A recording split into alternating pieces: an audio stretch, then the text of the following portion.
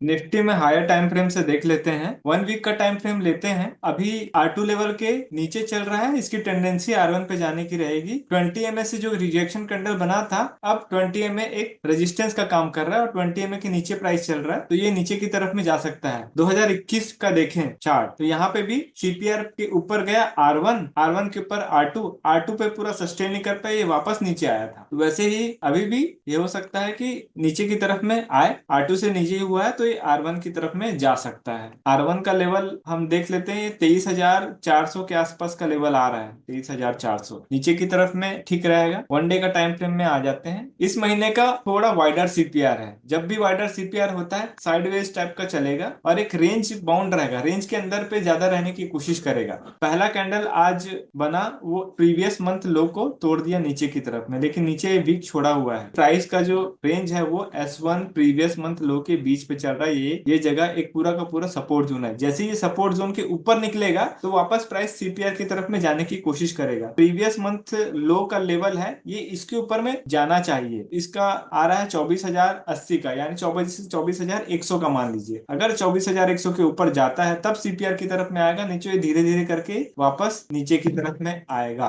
और lower time frame में चले जाते हैं, को हम एक रेंज के अंदर डाल देते हैं। फिलहाल के लिए रेक्टेंगल में जाएंगे, ये वाला जोन हम फिक्स कर देते हैं। इस जोन के अंदर रहेगा तो हमको पता रहेगा कि हाँ, ये 1 डे के टाइम फ्रेम में सपोर्ट जोन है। और ये जोन पे क्यों साइडवेज हो सकता है, क्योंकि पहले भी लगभग अगस्त का जो महीना था उसमें भी है ना, इस जगह पे आके ना बहुत बार कंसोलिडेट किया है। तो इस जगह पे भी हो सकता है थोड़ा कंसोलिडेशन दिखे हमको। 1 आवर का टाइम फ्रेम ले लेते हैं। यहाँ पे बन रहा है नैरो CPR। जब भी नैरो CPR बनता है प्राइस का मोमेंटम बहुत फास्ट रहता है, इसीलिए जो पहला कैंडल बना था ना वो स्ट्रॉन्ग बना था। अगर 1 आवर का टाइम फ्रेम देखें और 5 मिनट का टाइम फ्रेम देखें, तो पहला ही कैंडल जैसे ही नीचे उतरा हमको तुरंत एक्शन ले लेना है पुट साइड में, तुरंत वेट नहीं करना है। डिसेंडिंग CPR जैसे CPR के नीचे उतरा हमको नीचे की तरफ में ट्रेड ले लेना है। पहला टारगेट S1, दूसरा टारगेट S2, तीसरा टारगेट S3 है। हम 5 मिनट के टाइम फ्रेम पे आते हैं। 5 मिनट के टाइम फ्रेम में नैरो CPR बना था, लेवल बहुत पास पास थे। इसका मतलब अगर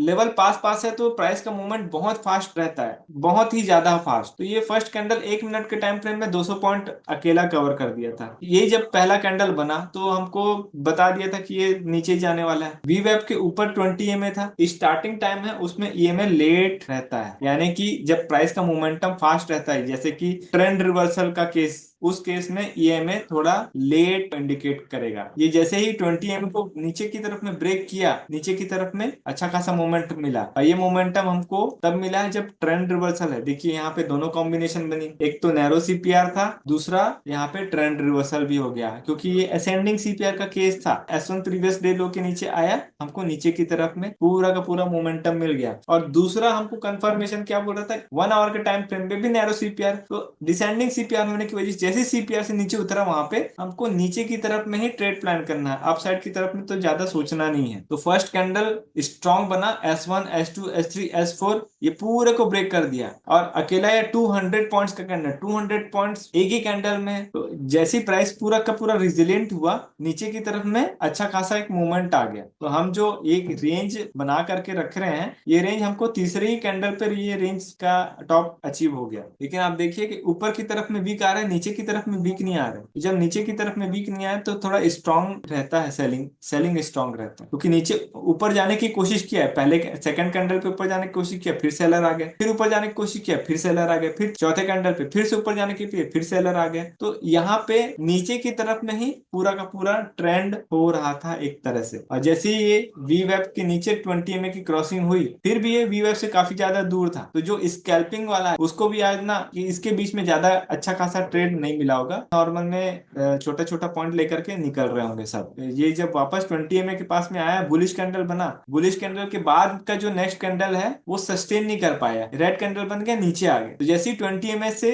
नीचे आता है, हम फिर से एक स्कैल्पिंग मोड पे ट्रेड ले सकते हैं और एक कैंडल पे प्रॉफिट बुक कर देंगे, क्योंकि ये ऑलरेडी बहुत ज्यादा गिर चुका है। सेकेंड बार 1 बजे 20 MA के पास में आया, लेकिन सस्टेन नहीं कर पाया, नेक्स्ट कैंडल पे ये वापस गिर गया। लेकिन जब थर्ड टाइम ये ऊपर आया 13:45 पे, तो देखिए 2-3 कैंडल यहाँ पे सस्टेन कर जा रहे हैं। तो जब कैंडल सस्टेन करने लगे, 2-3 कैंडल भी सस्टेन कर जाते हैं 5 मिनट का टाइम फ्रेम पे, तो हो सकता उसका जो प्राइस है ना ऊपर की तरफ में चला चला जाता है। तो स्विंग एज पर जो डाउ थ्योरी है उसके हिसाब से इसका जो स्विंग लो था ये वाला, और इसका जो स्विंग था ये हाई वाला, ये हाई को ये वाला कैंडल पर्टिकुलरली ब्रेक कर दिया था और 20 पे रिटेस्ट ले लिया था। जब ना 20 के ऊपर चले जाए और उसके बाद एक रिटेस्ट ले नीचे की तरफ में, तब एक एंट्री मिलती है वापस वीवेब की तरफ में। ये जो कैंडल है 14 बज के मतलब 2:05 का कैंडल, यहाँ पे एक एंट्री बन सकती थी वीवेब तक के लिए वापस, लेकिन फिर भी थोड़ा सा सेकंड हाफ में ट्रेड को अवॉइड करने की अपन कोशिश करते हैं। इसको ऑप्शन में लगा लेते हैं। कॉल में भी नैरो सीपीआर, पुट में भी नैरो सीपीआर। ये सीधा सिंपल बोल रहा था कि जो भी मोमेंटम आएगा बहुत फास्ट आने वाला है। नैरो सीपीआर का ये कॉन्सेप्ट है।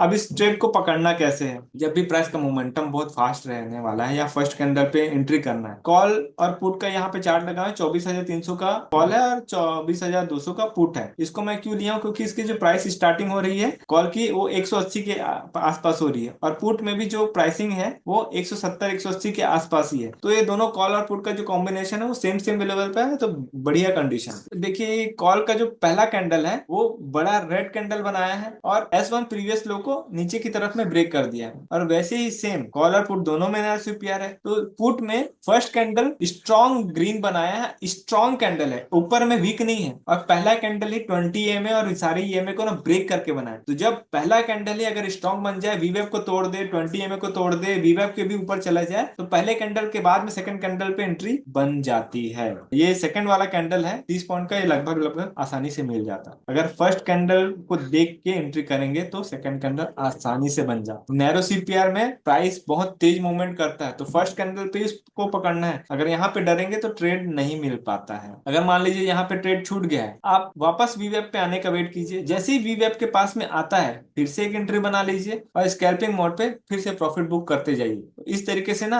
आपका ट्रेड बनेगा। नेक्स्ट ट्रेड कहाँ बना? 34 EMA पे जैसी कैंडल टच कर दिया और स्ट्रॉन्ग कैंडल बना, फिर से आप एंट्री कर सकते हैं। जैसे वीवेब के ऊपर में पूरा EMA के लाइन तो है, यहाँ पे पूरा EMA के लाइन पूरा ऊपर आ चुका है। 34 EMA पे टच किया और फिर से 10:01 का जो कैंडल है फिर से एक एंट्री बोल रहा था कि आप साइड के लिए एक और ट्रेड ले सकते हैं। तो छोटा छोटा स्कैल्पिंग मोड पे ही ट्रेड ले सकते हैं, और इस जगह पे तो ट्रेड आपको बहुत मुश्किल से मिलेगा, क्योंकि यहाँ पे तो प्राइस पूरा का पूरा रिजिलियंट हो गया है। 1 घंटे का टाइम फ्रेम देखते हैं। पहला S1, दूसरा S2, नीचे S3। S2 तक आप एक अच्छा खासा टारगेट ले लीजिए। S2 के नीचे जैसे जाता है आप स्कैल्पिंग कीजिए, बड़े टारगेट्स मत रखिए, क्योंकि S2 के नीचे ज्यादा सस्टेन करता नहीं है जनरली। देखिए जैसे कि यहाँ पे 1 घंटे का टाइम फ्रेम लगाया है मैंने, आप देखो S2 के नीचे ज्यादा सस्टेन नहीं किया है, ये वापस बाउंस कर गया है, इसलिए यहाँ पे भी हो सकता है थोड़ा सा बाउंस करे। आ जाते हैं नेक्स्ट डे कैसा प्राइस एक्शन वर्क कर सकता है। उसके लिए स्टार्ट करता हूं 1 डे का टाइम फ्रेम। ये वाइडर सीपीआर है। S1 प्रीवियस मंथ लो के बीच में चल रहा है, कुल मिला के ये सपोर्ट जोन पे है। सपोर्ट जोन पे है, नीचे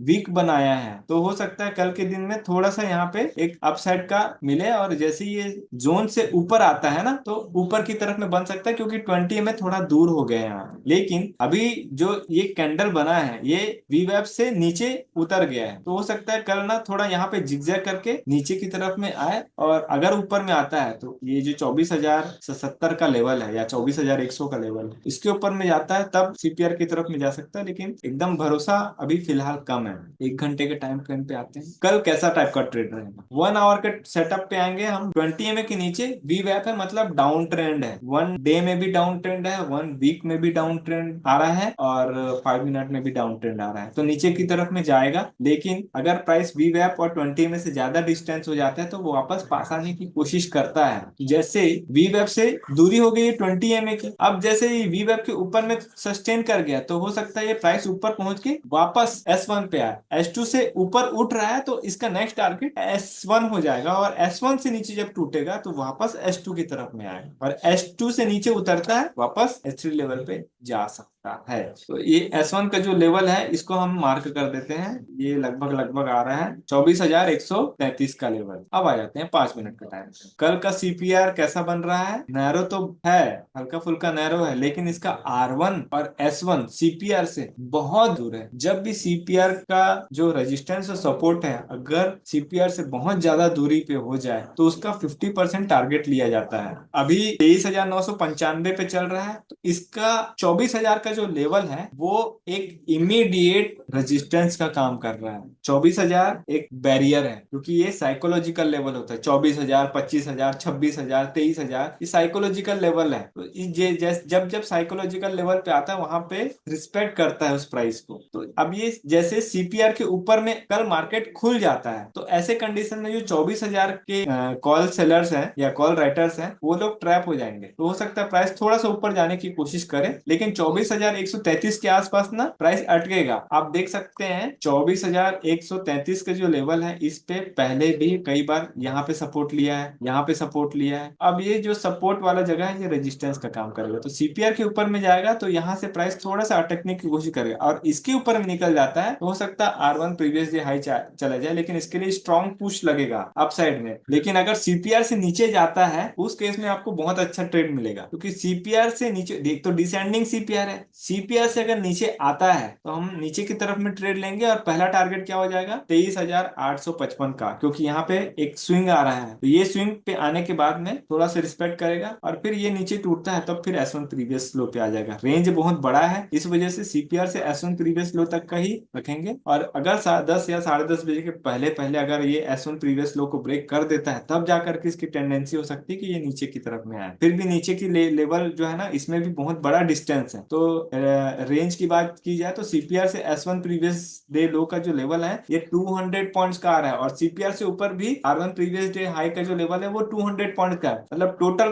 टोटल 400 पॉइंट का रेंज मिल रहा है, और इस 400 पॉइंट का रेंज को हमको थोड़ा संभल के ट्रेड लेना है, क्योंकि लेवल्स दूर दूर है। तो सीपीआर से नीचे आएगा, अच्छा खासा मूवमेंट रहेगा। अगर सीपीआर से ऊपर आता है, आपको 24,133 एक रजिस्टेंस मिलेगा। हो सकता है 50% टारगेट लेकर के आपको एग्जिट करना पड़ जाए। ठीक है, अब नेक्स्ट डे का हम ऑप्शन देख लेते हैं कि ऑप्शन कैसा दिख रहा है। तो हम ले लेते हैं निफ्टी का 24,000 का कॉल। देखो ये सीपीआर कल का जो कॉल है, ये R1 और R1 से सीपीआर और सीपीआर से S1 का दूरी इसमें भी बहुत ज्यादा आ रहा है। अगर इस सीपीआर से नीचे उतरता है तो अच्छा खासा मूवमेंट मिलेगा S1 प्रीवियस लो के लिए, और सीपीआर से ऊपर जाता है तो थोड़ा सा सेलिंग पोजीशन पे ज्यादा फोकस करना है। जैसे कॉल बाई कर रहे हैं आप, तो हो सकता है आप पुट सेल करो, वो ज्यादा बेनिफिशियल रहेगा अपसाइड के लिए। जैसे ही निफ्टी 24,000 पुट देख लेते हैं। अब देखो पुट में तो R1 और S1 का दूरी सीपीआर से बहुत ज्यादा है, तो टारगेट हम क्या लेंगे, 50%। अगर सीपीआर से ऊपर जाता है 50% टारगेट रहेगा, सीपीआर से नीचे जाता है तब भी 50% टारगेट रहेगा। तो इस तरीके से कल का ट्रेड प्लान करेंगे। फ्रेंड्स, अगर आपको हमारा कोर्स फ्री में चाहिए तो नीचे दिए हुए डिस्क्रिप्शन में जो हमारा डीमैट अकाउंट का लिंक है, उससे आप अकाउंट ओपन कर सकते हैं और नीचे दिए हुए व्हाट्सएप नंबर पर शेयर कर सकते हैं। इससे आपको हमारा कोर्स फ्री में मिल जाएगा, और जो हमारा पर्सनल व्हाट्सएप ग्रुप है उसमें भी ऐड कर दिया जाएगा, ताकि आपका जो भी क्वेरी क्वेश्चन डाउट है उसे आप पूछ सकते हो और सही समय पे सॉल्व करा सकते हो।